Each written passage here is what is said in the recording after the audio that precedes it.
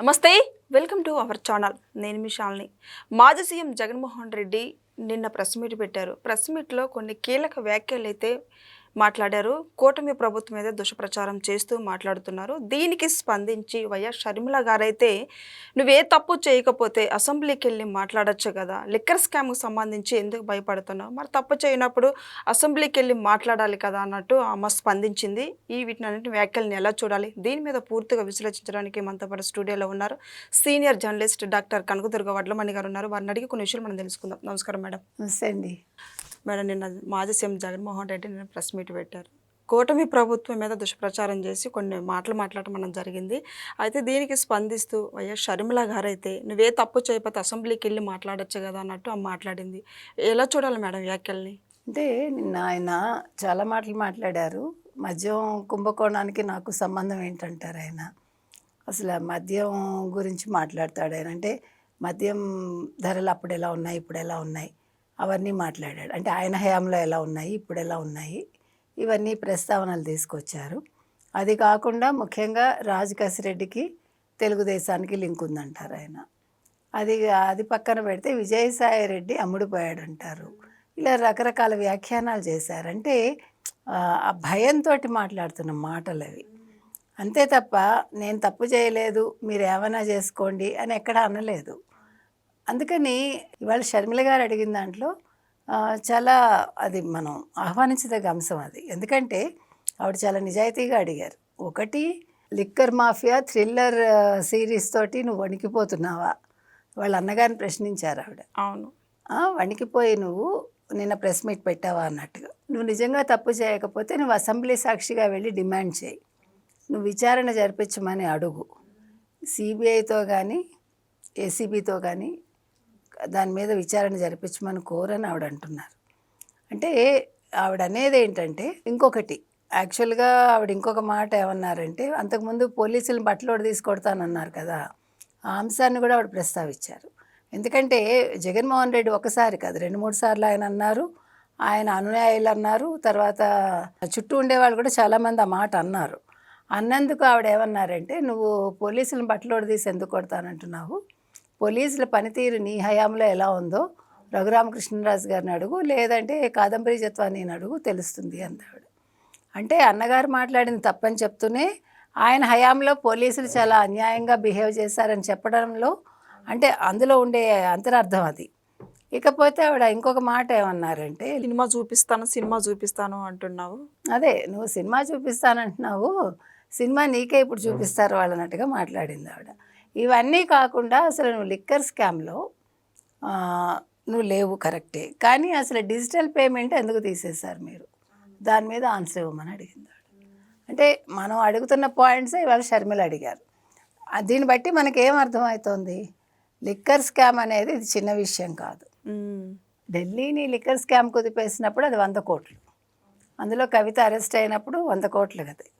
ఇప్పుడు మీకు తమిళనాడులో 1000 కోట్ల స్కామ్ మీద ఈడీ సోదాలు జరుగుతున్నాయి. ఇప్పుడు ఇది 3200 కోట్లు వెళ్ళాయని తెలుస్తోంది. బంగారం ఇటుకలు కొన్నారని తెలుస్తోంది. దుబాయ్కి డబ్బు వెళ్ళిందని తెలుస్తోంది. అంటే ఆంధ్రప్రదేశ్ జగన్మోహన్ రెడ్డి హయాంలో 2019 నుంచి 2024 మధ్యకాలంలో మొత్తం 3200 కోట్లు. అంటే ఇప్పుడు మనకు దొరకంది ఎంత ఉందో. లిక్కర్ స్కామ్లో నెంబర్ 1లో నిలిచింది ఆయన గారి హయాంలో. అంటే ఒక ఆంధ్రప్రదేశ్ ఎప్పుడూ కూడా మిగతా మంచి విషయాలు ఐటీలోనో లేకపోతే మంచి చదువులోనో ఎందులోనో ఎప్పుడూ కూడా మంచి పేరు ప్రఖ్యాతలు తెచ్చుకునే ఆంధ్రప్రదేశ్ లిక్కర్ స్కామ్లో అది కూడా అసలు డొల్ల కంపెనీల ద్వారా దాన్ని ఎలా డబ్బులు పంపించాలి, తనకు కావాల్సిన వాళ్ళందరినీ ఎక్కడెక్కడి నుంచో తెచ్చుకుని వాళ్ళని వేసుకుని తన కింద సెక్రటరీ కింద లేకపోతే ఓఎస్డీ కింద లేకపోతే ఇంకొక రకంగా సిఎస్ కింద రకరకాలుగా వేసుకున్నాడు ఆయన. వేసుకుని అందరి చేత కూడా ఈ స్కామ్లో వాళ్ళని వాడుకుని. అవును, అంటే ఇది ఎక్కడ మీకు జరగలేదు. రాజకీయాల్లో బుర్రలు అందరూ వాడారు, కానీ ఈ రకంగా వాడడం, ఈ రకంగా అంటే నా చేతికి మట్టి అంటదు, నేను ఎందులోనూ ఇన్వాల్వ్మెంట్ నాది లేదు అని చెప్తున్నాడు ఆయన వాళ్ళు. అది మీరు గమనించాల్సింది. అక్కడ అంటే జగన్మోహన్ రెడ్డి బుర్ర ఏ రకంగా ఉంది. విజయసాయి రెడ్డిని కూడా ఇవాళ ఏమంటున్నాడు, విజయసాయి రెడ్డి అమ్ముడుపోయాడు. మనం నిన్న మాట్లాడుకున్నాం. విజయసాయి రెడ్డికి ఏం కర్మ అమ్ముడుపోవటానికి. మీ మనిషి 40 ఏళ్ళుగా, ఇప్పుడు 40 ఏళ్ళుగా మీతో ఉన్న మనిషి ఎలక్షన్స్ ముందు కూడా నా ప్రాణ స్నేహితుడు, నాకు చాలా కావాల్సిన వాడు, నా కుటుంబానికి చాలా ఆయన సన్నిహితుడు, ఇన్ని చెప్పారు మీరు ఎలక్షన్ క్యాంపెయిన్లో. ఒక 10 నెలల్లో లేకపోతే 6 నెలల్లో ఒక మనిషి మీద మీకు అంత వెరపు ఎలా వస్తుంది? 40 ఏళ్ల నుంచి మీతో ఉన్న సన్నిహితులతోటి మీకు వస్తుందా? రాదు కదా. కానీ వస్తుంది జగన్మోహన్ రెడ్డికి. ఎందుకంటే పుట్టించిన తల్లి మీదే వచ్చింది, తోడబుట్టిన చెల్లెలనే మీదే వచ్చింది, ఇంకా విజయసాయిరెడ్డి అంతా. కాబట్టి ఈ మాటలు ప్రజలు నమ్మట్లేదు. అలాగే లిక్కర్ స్కామ్ సంబంధించి మిథున్ రెడ్డికి ఎలాంటి సంబంధం లేదు అని అన్న వ్యాఖ్య. అదే మిథున్ రెడ్డికి సంబంధం లేదు, పెద్దిరెడ్డికి సంబంధం ఉండదు, లేకపోతే మరొక రెడ్డికి సంబంధం ఉండదు. వీళ్ళందరూ కూడా అమాయకులు. ఈయన ఎవరినైతే అమాయకులు అంటారో, ఈయన ఎవరినైతే అందగాళ్ళు అంటారో డెఫినెట్గా వాళ్ళందరూ అరెస్ట్ అవుతున్నారు. లిక్కర్ స్కామ్కి సంబంధించి ఇప్పుడు అందరూ జైల్లో ఉంది మనం చూస్తున్నా. జైల్లో ఉన్న వాళ్ళ కొడుకులకి పెళ్ళిళ్ళు కావాలి, కూతురికి పెళ్ళిళ్ళు కావాలి అన్న వ్యాఖ్యలు చేస్తున్నారు. ఎవరి వల్ల వాళ్ళ జైల్లో ఉంది ఇప్పుడు ప్రజలకు అర్థమవుతుంది. వాళ్ళ పిల్లలకి పెళ్ళిళ్ళు కావాలంటే వాళ్ళు తప్పులు చేస్తే వదిలేయాలా అంటే కాదు, మనకు అర్థం కాల. ఇప్పుడు వాళ్ళ పిల్లలకి పెళ్ళిళ్ళ కోసం వీళ్ళందరినీ వదిలేయాలా?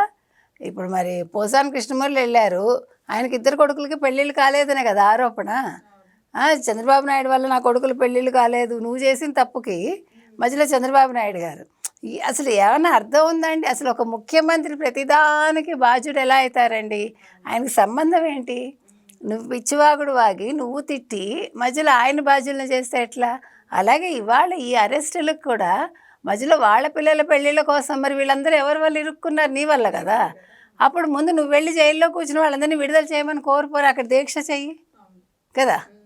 ఒక నిరాహార దీక్ష మొదలుపెట్టి నా వల్ల జరిగింది ఇది, ఈ 5 సంవత్సరాల్లో లిక్కర్ స్కామ్ నా వల్ల అని చెప్పి నువ్వు అదేదో బ్రహ్మానందం ఏదో సీన్ ఉంటుంది అట్లాగా, నేను అంటూ ఉంటాడు. అలాగా నా వల్ల జరిగిందని చెప్పి వాళ్ళందరినీ విడుదల చేయండి అని నువ్వు ఆ శిక్ష కూడా మీరు భరిస్తానని చెప్పండి.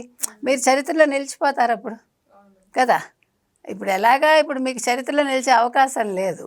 ఇప్పుడు ఈ 5 సంవత్సరాలు చరిత్రలో ఉంచాలా తీసేయాలని వాళ్ళందరూ బుర్రలు బద్దలు కొట్టుకుంటున్నారు.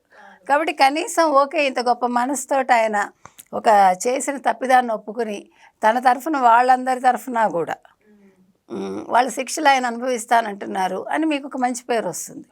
కనీసం అలాగనే చేయమని మనం జగన్మోహన్ రెడ్డి గారిని అడుగుతున్నాం. జూన్ 4వ తేదీ వెన్నుపోటు దినంగా ప్రకటించుకున్నాడు జగన్మోహన్ రెడ్డి. ఎవరికి వెన్నుపోటు? వెన్నుపోటు నువ్వు పొడిచావు, నీ చెల్లెలకిను మీ అమ్మగారికిను.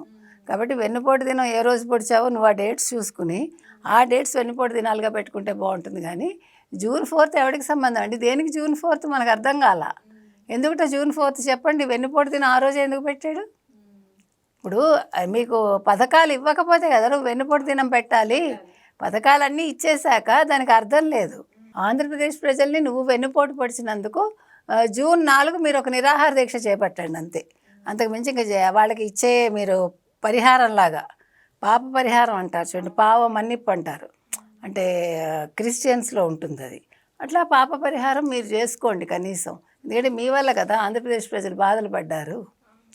ఇప్పుడు మీరు పోలీసులు అన్నదానికి అందరినీ అంటున్న దానికి ఆ రోజు జూన్ 4 మీరు ఒక నిరాహార దీక్ష చేసి ఓకే నన్ను క్షమించమని, నా పాపాన్ని పరిహరించమని కోరుతున్నానని మీరు ఆ రోజు చేసుకోండి, ఎవరికి అబ్జెక్షన్ లేదు.